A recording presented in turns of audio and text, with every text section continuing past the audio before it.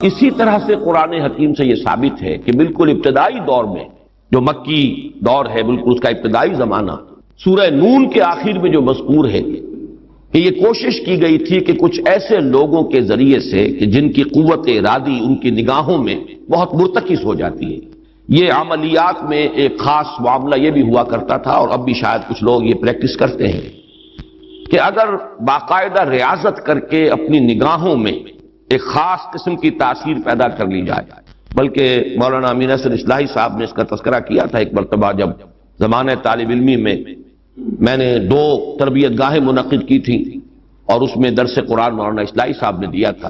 کہ آج کل بھی بعض لوگ یہ کرتے ہیں کہ رات کے پچھلے پہر اٹھ کر نہا دھو کر سفید براق کپڑے پہن کر پھر بیٹھتے ہیں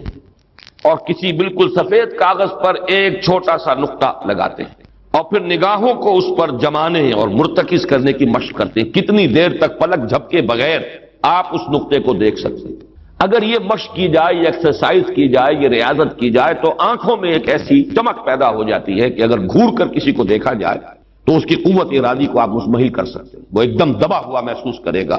اور آپ کا غلبہ اس کے اوپر ہو جائے گا نفسیاتی اعتبار سے۔ اسی طریقے کا کوئی عمل تھا جو نبی اکرم صلی اللہ علیہ وسلم پر بھی آزمایا گیا۔ لَيَزْلَقُونَكَ یہ آیا ہے سورہ نون کے آخر میں، بِأَبْصَارِهِمْ لَمَّا سَمِعُوا الذِّكْرَ، یہ لوگ چاہتے ہیں کہ اپنی نگاہوں کے ذریعے سے آپ کو پھسلا دیں، آپ کے قدم ڈگمگا دیں، آپ کی قوت ارادی کو کچل دیں۔ لَمَّا سَمِعُوا الذِّكْرَ وَيَقُولُونَ إِنَّهُ لَمَجْنُونٌ، جس وقت کہ سورہ نون کے آغاز میں بھی آیا ہے تذکرہ کہ حضور کو کہا گیا کہ آپ کو جنون کا کوئی عارضہ ہو گیا ہے یا آپ پر کوئی آسیب آ گیا ہے، اور آخری آیت بھی جو ہے وہ آخری حصے میں پھر اسی کا یاد ہے، فَإِنَّهُمْ لَيُزْلِقُونَكَ بِأَبْصَارِهِمْ لَمَّا سَمِعُوا الذِّكْرَ وَيَقُولُونَ إِنَّهُ لَمَجْنُونٌ وَمِن شَرِّ حَاسِدٍ إِذَا حَسَدَ، اور حسد کرنے والے کے حسد سے جبکہ وہ حسد کرے۔ اب حسد کے ساتھ ہی نوٹ کر لیجئے، اگرچہ یہاں تو مذکور نہیں ہے، یہ نظر کا لگ جانا، عین العین حق، بعض روایات میں آیا حضور نے فرمایا اس کے اندر اثر ہے۔ انسان کسی حاسدانہ نگاہ کے ساتھ کسی پر نگاہ ڈالتا ہے، اس میں زہر ہے، یہ نگاہیں مسموم ہیں، اس میں زہر ہے موجود، سمی اثرات ہیں اور اس کے اثرات میں تو پڑتے ہیں۔ اور یہ جیسا کہ میں عرض کر رہا تھا کہ جدید دور میں جادو کے لیے بھی مثلاً حضور کے بالوں کی ضرورت پڑی، اور یہ جینیٹکس کے حوالے سے اور جینز کے حوالے سے بات آج سمجھ میں آ جائے گی، اس لیے کہ جن ارواح خبیثہ کے ذریعے سے آپ کو کام لینا ہے، وہ جادو تو وہاں پڑا ہوا ہے اس کنویں کے اندر، وہ جو بھی تاثرات ہیں انہیں تلاش کرنا ہے، ان اثرات کو اس شخص معین کو، جس شخص معین پر جادو کرنا مقصود ہے، اور اس کے وجود کا کوئی جز جس کے کہ وہی جینز ہوں گے کہ جو ان کے اپنے وجود کے ہیں، ان کے حوالے سے گویا کہ یہ ایک راستہ ہے، یہ اس کی آئیڈینٹیفیکیشن کا ایک ذریعہ ہے۔ اسی اعتبار سے یہ حسد یا یہ نگاہ کا لگ جانا، میں سمجھتا ہوں کہ آج کی فزکس اگر تھوڑی سی بھی آپ پڑھیں تو ریڈیشنز نگاہ پار ہو جاتی ہے انسان کی، ایسی بھی تو ریز ہے نا، ایکس ریز کیا ہے، آپ کے وجود میں سے گزر جاتی ہے، یہ ultraviolet, infrared rays, یہ تمام کی تمام ایکس ریز، یہ کیا ہے، وجود کو چیر کر گزرتی ہے۔ تبھی تو اس فلم کے اوپر اثر پڑتا ہے جو فلم کے پیچھے لگی ہوئی اور آپ سامنے کھڑے ہوئے، آپ کی ہڈیاں علیحدہ نظر آ رہی ہیں اور گوشت جو ہے وہ علیحدہ نظر آ رہا ہے۔ یہ تمام چیزیں آج سمجھ میں آتی ہیں، اور وہ فوٹونز جن کا میں نے ابھی عرض کیا 1 ملین 5 دفعہ کہیے، 30 صفریں لگائیے ایک پر تو 1 ملی میٹر کا اتناواں حصہ جو ہے وہ ایک فوٹون ہے۔ یہ تو وجود کے اندر سرایت کر کے کہیں سے کہیں نکل جانے والی چیزیں، ان ریڈیشنز کے حوالے سے ایٹمک ایکسپلوژن جو ہے اس کی ریڈیشن ہے، جو آپ کو معلوم ہے کہ جو ذرا سے حادثے ہو رہے ہیں، چرنوبل میں ہوا ہے، کہیں ہو گیا تھا بھوپال میں، اور اس کی پھر ریڈیشنز کے کیا کیا اثرات ہوئے، وہ شے نظر تو نہیں آتی، غیر مرئی چیزیں۔ آج کی دنیا میں جب آپ ESP کو مان رہے ہیں، ایکسٹرا سینسری پرسیپشن، نہ آپ کے کانوں کے ذریعے سے آپ کو پرسیپشن حاصل ہوئی ہے، نہ آنکھوں کے ذریعے سے، آپ کے سینس آرگنز انوالوڈ ہی نہیں ہے، but you are having perception, extra sensory perception. اسی طریقے سے ٹیلی پیتھی ہو رہی ہے، ایک بات آپ اپنے دل کے اندر، اپنے ذہن کے اندر جماتے ہیں، مرتکز کرتے ہیں، اور جس شخص کے ساتھ آپ چاہتے ہیں رابطہ، اس تک اس بات کو منتقل کر دیتے ہیں۔ یہ سب کچھ کیا ہے؟ اس کے بعد تو اس دور میں بھی اگر کوئی لوگ بات کریں، من شر حاسد اذا حسد، اور عقد کے ساتھ اس کو جوڑا گیا ہے، ومن شر النفاثات فی العقد ومن شر حاسد اذا حسد، لیکن محض ردیف یا قافیہ یا فواصل کی رعایت سے قرآن میں کچھ نہیں ہے۔ وہ اس کا ایک فیکٹر، اس کا ایک عامل ہو سکتا ہے، لیکن محض اس کی بنا پر نہیں مانا جائے گا۔ تو اس میں یقیناً کوئی اور حکمت ہے، اور وہ حکمت تقسیم کی گئی ہے۔ ہمارے مفسرین نے تو اس کو یوں بیان کیا ہے کہ ایک حسد وہ ہے کہ جو دل میں پیدا تو ہے، آدمی کے اندر ہے، لیکن یہ کہ وہ اس کو یعنی اس کو باقاعدہ کوئی ایک ہمت کے ساتھ اور اپنے ایک عزم کے ساتھ، ارادے کے ساتھ بروئے کار نہیں لا رہا، تو اس حسد کے اثرات نہیں ہوں گے، اس سے پناہ مانگنے کی ضرورت نہیں ہے۔ میں اس کو اس انداز میں تو میرا ذہن سے قبول نہیں کرتا، اس لیے کہ حسد اگر پوٹینشلی ہے اندر تو اس کے اثرات ہوں گے، وہ ریڈیشن تو ہوگی، چاہے اس کا ارادہ ہو چاہے نہ ہو، وہ کیفیات جو ہے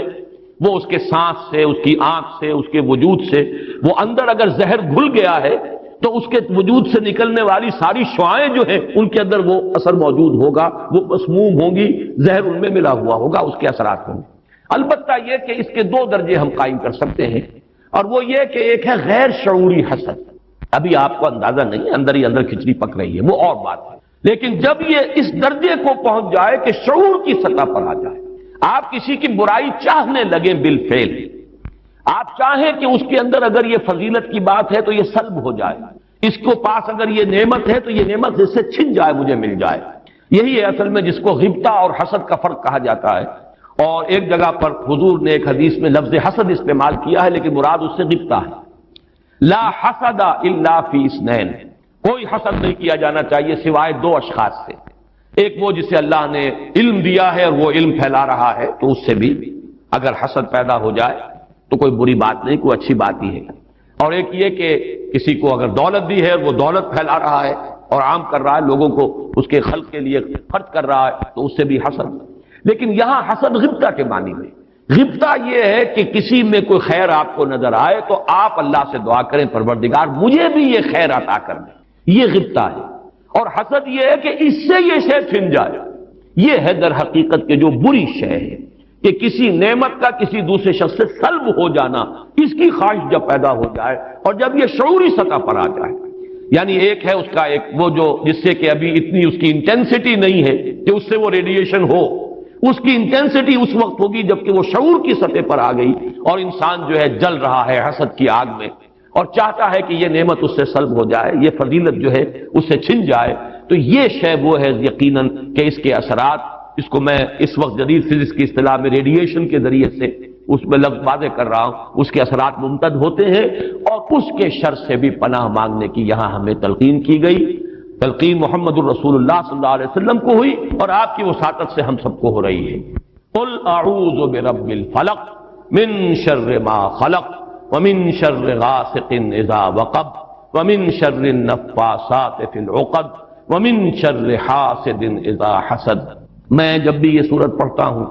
تو اگرچہ یہ کہیں مجھے کوئی معصور تو یہ شے نہیں ملی ہے، لیکن اس کے فوراً بعد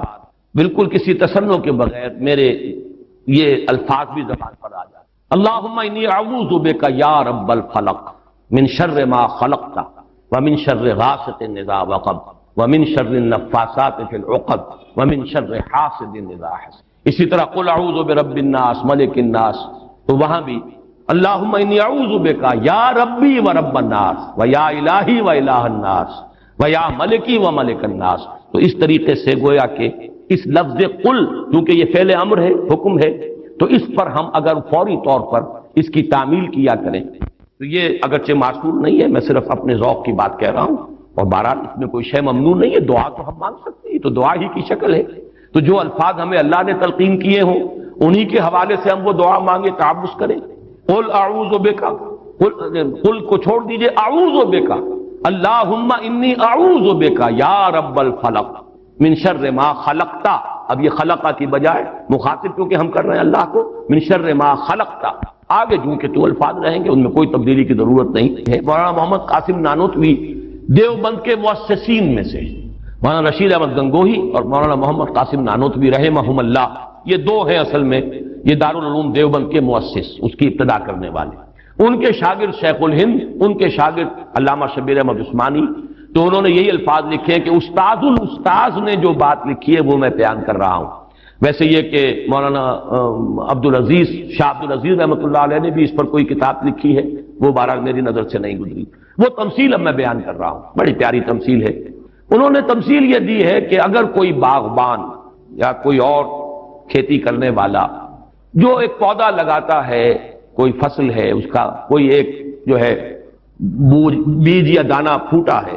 اب یہ جو پودا ہے باغبان یہ چاہتا ہے یہ پروان چڑھے، پھلے پھولے، اسے کوئی گدن نہ پہنچے، کوئی نقصان نہ ہو، اس کی حفاظت کا بندوبست کرے گا تاکہ جس کام کے لیے یہ پودا لگایا وہ مقصد حاصل ہو۔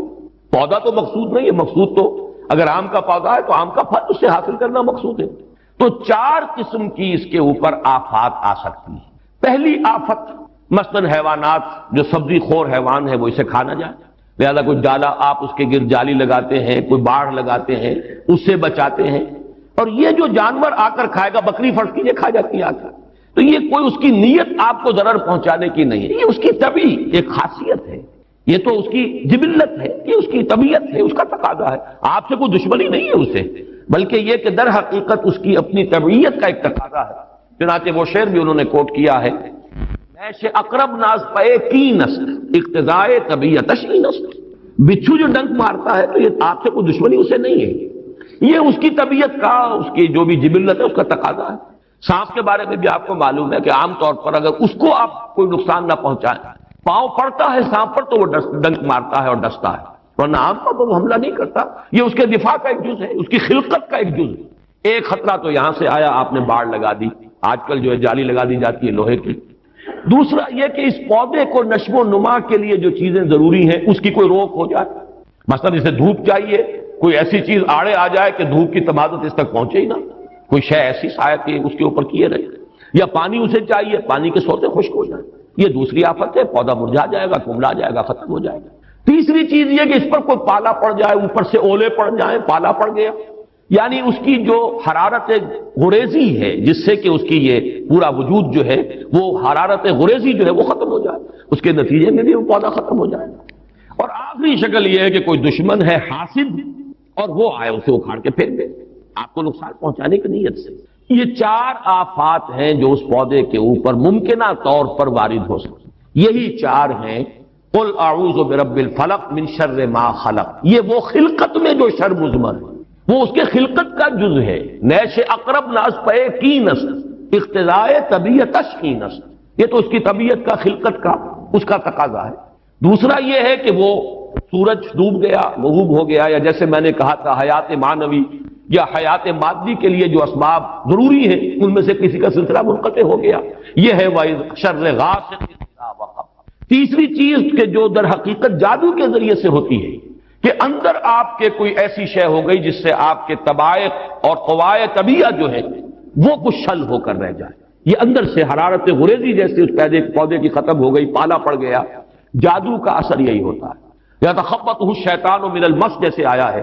کہ ایسی کیفیت ہو گئی کہ جیسے حواس پورے طور پر بجا نہیں ہے، حواس پورے طریقے سے قائم نہیں ہے، مجتمع نہیں ہے، تو یہ کیفیت جو ہے یہ ومن شر النفاثات فی العقد ومن شر حاسد اذا حسد، جیسے ایک دشمن نے آ کر دشمنی اور آپ کو گزن پہنچانے کے لیے، دشمنی نکالنے کے لیے پودے کو اکھاڑ کے پھینک دیا،